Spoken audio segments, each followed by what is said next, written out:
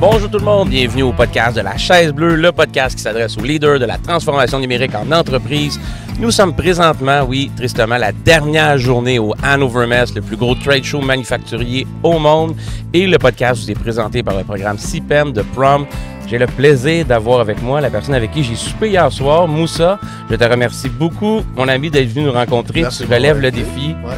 Je suis vraiment content que tu sois là avec nous et avec mon collègue Benoît. Comment ça va? Moi aussi, je suis content que tu sois content que je sois là, Nicolas. Je suis vraiment content que tu sois là, Ben. Inquiète-toi pas. Moussa, ça serait le fun que tu puisses te présenter, mais pas nécessairement le projet ou l'entreprise. Je ne l'ai pas nommé, c'est voulu. Je veux qu'on se concentre sur la personne. D'où viens-tu? Qui es-tu? Bon, merci beaucoup de m'avoir invité. De toute façon, je ne pouvais pas résister. Vous dégagez une aura si positive que je voulais me l'imprégner. Donc, c'était une opportunité pour moi. Donc, ouais, je m'appelle Moussa Ganséré Touré. Je suis originaire du Sénégal. J'ai étudié au Sénégal jusqu'à 18 ans. Puis ensuite, j'ai fait un parcours scientifique. Ensuite, je suis parti au Maroc pour faire une école préparatoire. Ensuite, j'ai toujours voulu venir au Québec. Quand on était enfant, on regardait. Mes parents, ils avaient le plan d'immigrer. On avait les États-Unis et tout, mais c'est nous les enfants, on était quand même enfants, on a dit non, on va aller au Québec. Parce qu'on était capable de regarder le journal télévisé, puis c'est pour la francophonie, là. Mais pas juste ça, mais Okay. c'est quand même, quand on regardait le journal télévisé, le français a aidé, mais je pense que c'est le sourire, la manière d'être des Québécois, fait que c'est ça, parce que tu te dis, c'est un pays qui est en Amérique, fait qu'ils n'ont pas l'air pressés, ils ont vraiment l'air ouvert. Puis, tu sais, on ne l'a pas regretté quand on est venu. Après là, moi, mes parents sont venus en 2004, je suis resté au Maroc jusqu'en 2006. Je faisais un peu mon petit rebelle, puis après, je suis finalement venu ici, rejoindre mes parents en 2006 pour entamer mes études en génie microélectronique et faire ma maîtrise en système embarqué. Fait que depuis lors, je suis au Québec, donc vous pouvez faire le compte facilement. J'ai vécu plus longtemps au Québec qu'au Sénégal, parce que j'ai fait 17 ans au Sénégal, puis là, c'est ma 18e année au Québec. Wow, félicitations, c'est le fun. Puis tu as double nationalité, là. Ouais, je suis chanceux. Très sharp, man. C'est une belle richesse. C'est bon. C'est quelle entreprise qui a la chance de t'avoir dans son organisation en ce moment? Puis quel rôle tu joues dans l'organisation? Actuellement, je travaille pour Stockage d'énergie Evlo, qui est une filiale qui appartient à 100% à Hydro-Québec. Ouais, je suis vraiment... ils sont chanceux, disons, mais moi aussi, je suis chanceux de faire partie de cette équipe parce que là, on se rend compte que notre travail a vraiment de l'impact parce qu'on conçoit des systèmes de stockage d'énergie.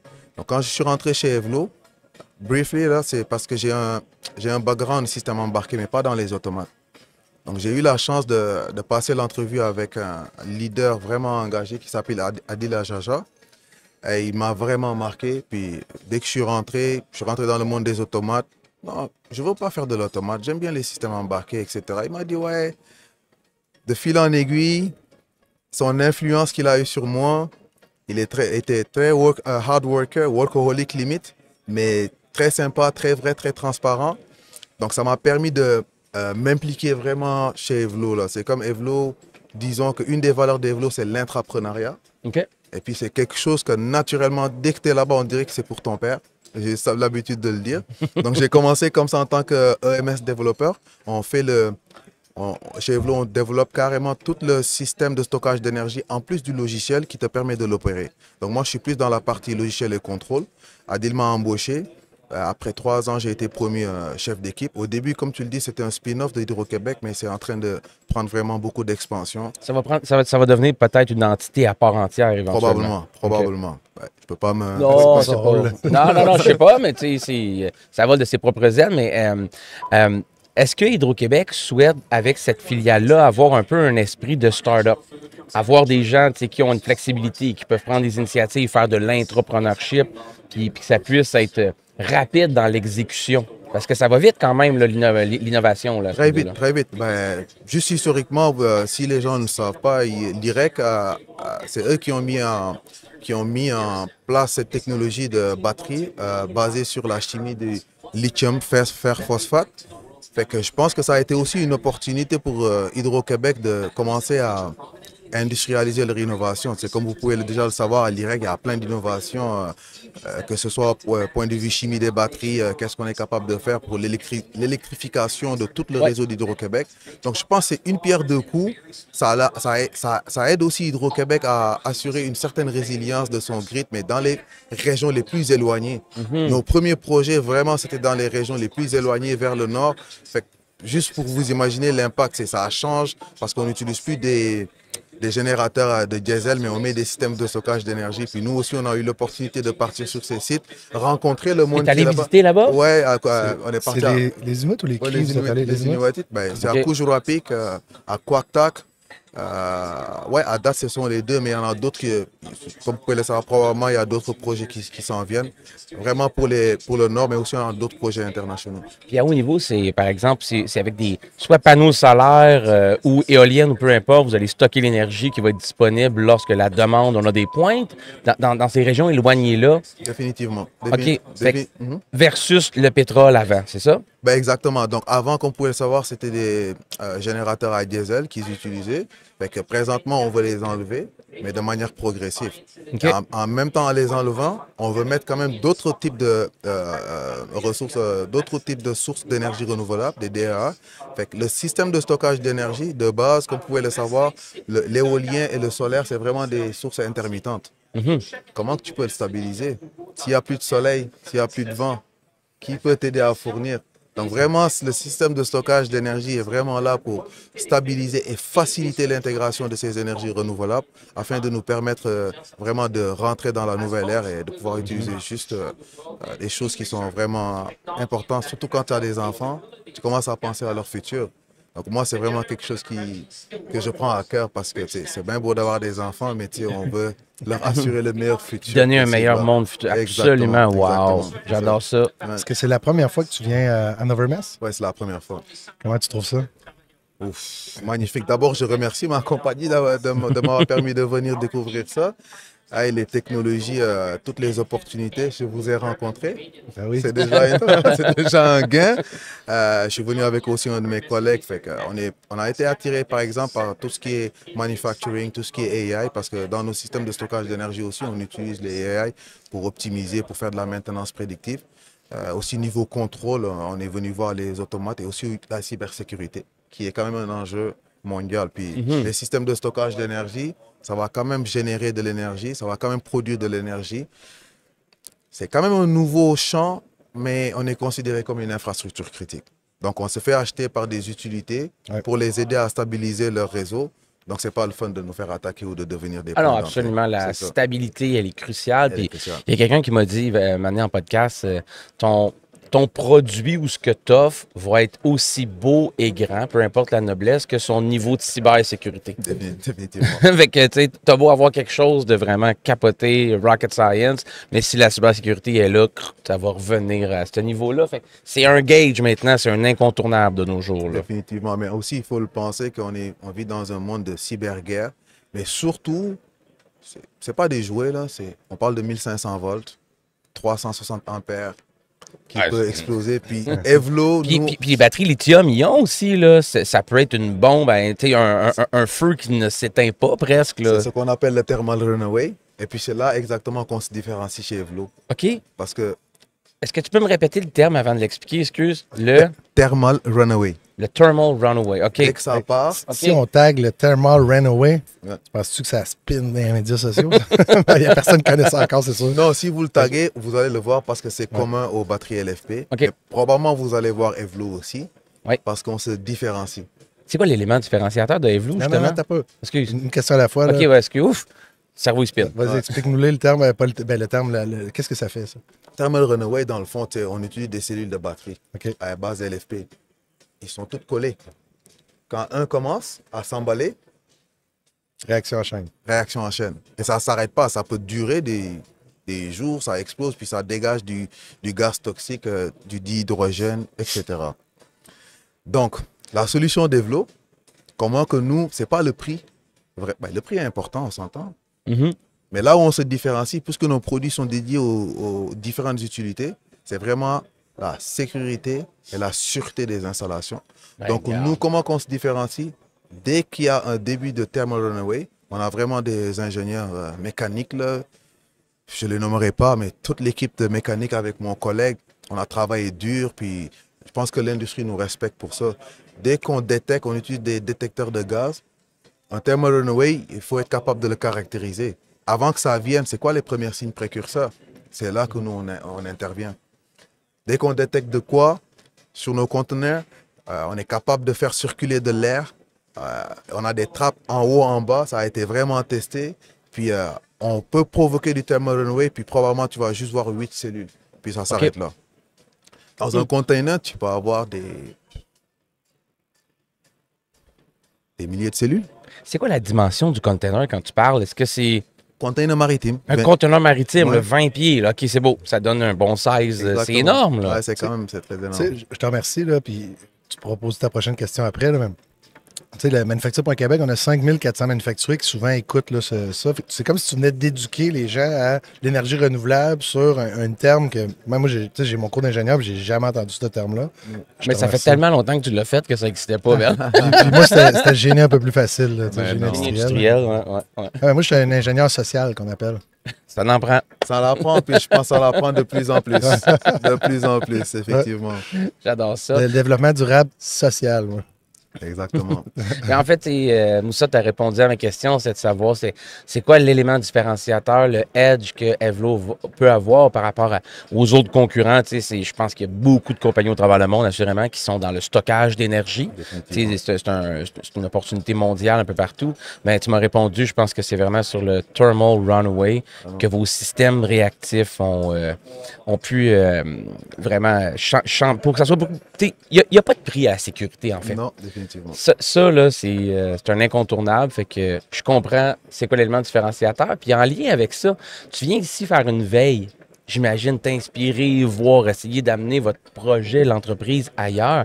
Si je te fais la question des Desjardins, la caisse technologique au Québec, quelle technologie que tu as vue dans le salon qui pourrait avoir un potentiel d'avoir un impact sur votre entreprise?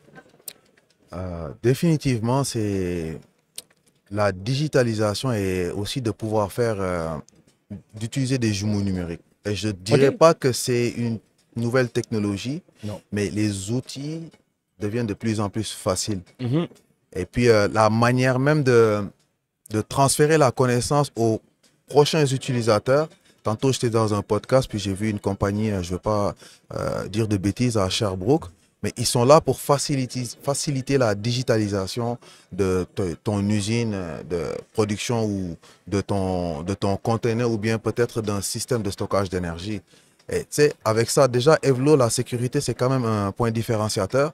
Mais tu sais, avec des jumeaux numériques ou pour de la digitalisation, on serait capable de, avant même que ça l'arrive, on va le savoir, puis on pourra réagir. Et ça, je pense que c'est quelque chose qu'on devrait de plus en plus se voir. Je vois ici qu'il y a beaucoup d'outils. Mais aussi, j'ai été quand même surpris de voir des compagnies québécoises venir présenter ces solutions.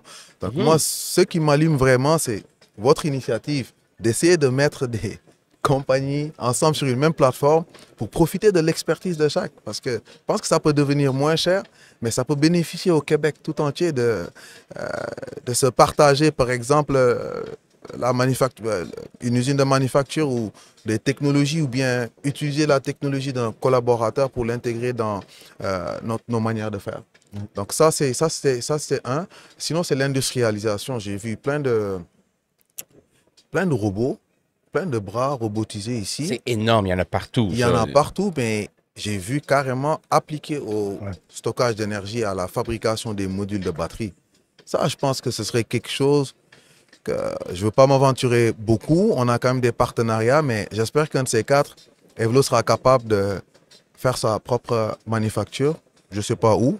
Peut-être grâce à votre aide, vous allez nous mettre en contact avec certaines personnes et pouvoir utiliser cette technologie, puis en faire profiter aussi les étudiants au Québec et l'amener là-bas pour qu'ils voient que c'est possible et vraiment qu'ils démystifient toutes ces choses. Et en passant, je vais prendre la balle au bon. C'est définitivement ça que Manufacture.Québec fait. Là. Quand les gens ont besoin de maillage, souvent on va cibler avant un parc industriel qui ont des capacités industrielles, des équipements. Puis je pourrais te montrer un jour, là, on connaît, exemple, dans Créneau Machine, qui est Manufacture Mauricie Centre du Québec. C'est un créneau conception, fabrication, machine. Ce sont 170 entreprises. Puis on connaît la disponibilité de chacune des machines dans chacune des entreprises. Jusqu'à de savoir, exemple, un taux, 30 d'utilisation, il reste 70 exemple, il reste 1000 heures disponibles par trimestre. Ou, fait que c'est... Puis l'objectif de ça, en fait, c'est que si on veut donner compétitif comme nation, c'est pas sur la ressource humaine qu'on va gagner, c'est sur la maximisation de l'utilisation des ressources. Effectivement. Puis la plupart des projets sont faits en silo.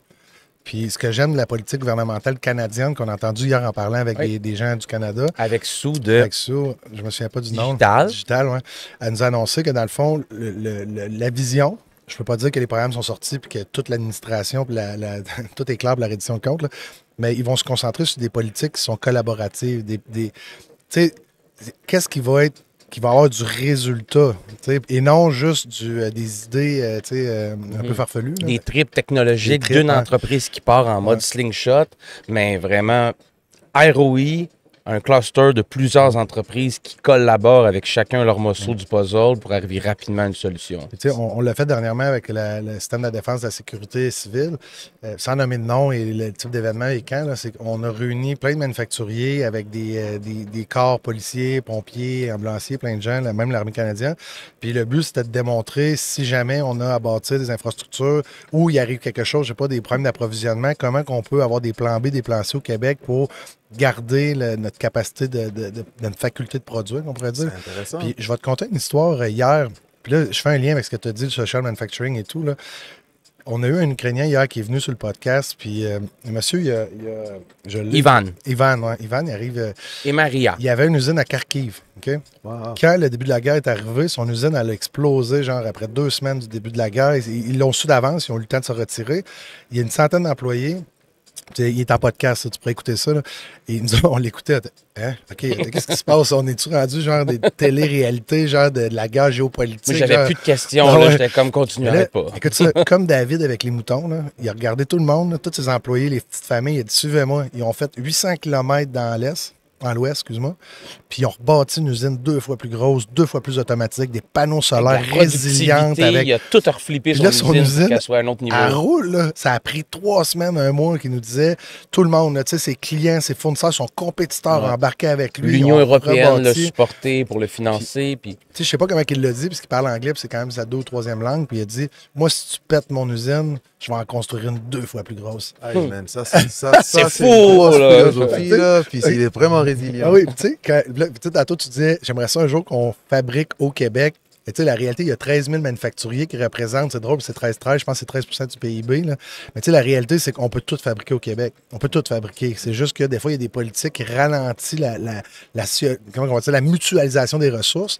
Puis nous, on se bat pour ça. On voulait dire, tous les partenaires qu'on implique dans le projet, on a 16 créneaux accords puis des associations manufacturières qui collaborent à travers la plateforme. Et le but, c'est de au moins partir avec une base de données centrale. Tu sais, il y a beaucoup de silos. Ouais. Tout le monde veut la plateforme. Ouais. Ça fait depuis 2011. Tout le monde veut être le meilleur. Tout le monde veut être gros. On peut être meilleur ensemble. C'est ça. On revient à Darwin qu'on parlait avant le podcast. Là. Tout le monde veut battre les autres. C'est fou, là. C'est ça. Puis c'est drôle parce que notre mouvement social se dirige beaucoup vers là. On aimerait ça faire de l'énergie renouvelable. Nous, c'est pas notre expertise. On est plus des ingénieurs industriels, génie industriel. Beaucoup de gens en analyse d'affaires, la technologie. Mais dans la réalité, notre capacité, c'est de faire bouger les choses dans l'écosystème. Ça, je te regarde, là, puis t'as du sourire. Ouais. T'es un gars passionné, on a parlé de certaines choses, tu sais, puis t'es assis sur le bord du feu dans notre shack présentement, là, puis il fait chaud, puis souvent, pour entretenir la passion intérieure, pour ton feu intérieur, il faut que tu mettes des bûches. Il faut que tu alimentes ta passion. Qu'est-ce que tu fais dans ta vie pour alimenter ton feu intérieur, pour que ça ressorte comme ça, que tu sois passionné dans le domaine, que tu veuilles donner un sens à ce qu'on fait pour les générations futures, pour tes enfants, ceux des autres, la société? As-tu des routines de vie? C'est peut-être, tu vas me dire, d'aller jouer au soccer, d'aller, je sais pas, des livres. Un livre, une conférence, une routine, peu importe. Je ne vous jette pas des fleurs, mais rencontrer des gens comme vous m'allume. Des innovateurs. C'est gentil. De sérieux. Des gens qui veulent rendre les choses possibles. C'est pas comme si vous avez le temps, vous avez des familles, puis vous êtes des entrepreneurs. Ça, c'est quelque chose qui m'allume. Mais localement, je peux dire que c'est ma famille, mes enfants en discutant avec eux, aussi mes propres projets personnels. Dans le fond, comme vous l'avez dit, j'aime bien la technologie, puis j'aime bien avoir un impact sur ce que je fais. Mais pour ça, est-ce que je dois juste rester là puis faire un wishlist? Non. Quand tu veux, il faut le montrer. Quand tu veux, you have to go and get it. Fait que c'est ça qui m'allume parce que le résultat que je vois, c'est ça qui me donne de l'énergie. Fait qu'avoir des buts, travailler les objectifs aussi, là, moving forward, go get it. Ça n'arrête pas, la planification quotidienne. On atteint un milestone, ça nous booste. C'est quoi le next? Si vous nous ouvrez la porte, d'aller voir au Père Evlo, on va le faire. On va aller vous voir, on veut comprendre. Je pense que les gens veulent comprendre aussi. Puis Curiosité, comment qu'on peut aider, juste ça. Yes. Ben, c'est déjà de le proposer. Moi, je ne le savais pas, mais je vais en parler au département ça va me faire plaisir. Puis je pense que c'est quelque chose qu'ils ne sont pas au courant, mais même d'ailleurs à mon chef de la technologie, je lui parlerai de ce que vous faites. Ça va nous faire plaisir. Nous, ça, c'est un trip. T'sais, quand tu dis que tu es passionné, on l'a, nous aussi. On aime ça, marcher les usines, marcher les centres de R&D. J'arrête, tu peux me couper. Là. Ouais, on veut amener cette passion-là, puis marcher ce beau plancher-là avec toi. Regarde, tu as déjà relevé le premier défi. Déjà, là, du solide. Je te remercie pour ça, Moussa. C'était un plaisir de t'avoir avec nous dans le podcast La Chaise Bleue au Hannover Messe en Allemagne, pour vrai. Là. Wow! Un gros merci. Hey, bonne fin de journée. Salut, boys. Salut.